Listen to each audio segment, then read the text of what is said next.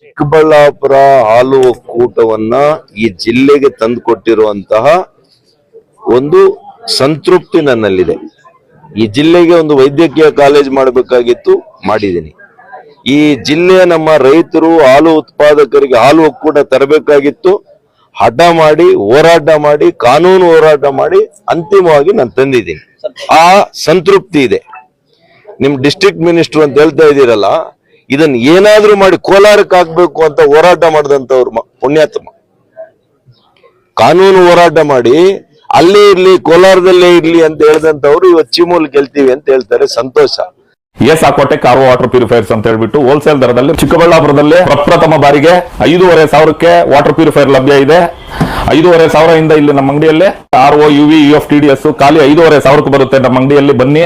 ನಮ್ಮ ಲೊಕೇಶನ್ ಬಂದು ಎಸ್ಆಕ್ವಾಟೆಕ್ Canara bank opposite ಅಲ್ಲಿ ಆಂಬೂರ್ ದಮ್ ಬಿರಿಯಾನಿ ಪಕ್ಕದ ರೋಡ್ ಅಲ್ಲಿ 2ನೇ ಅಂಗಡಿ ಬರುತ್ತೆ.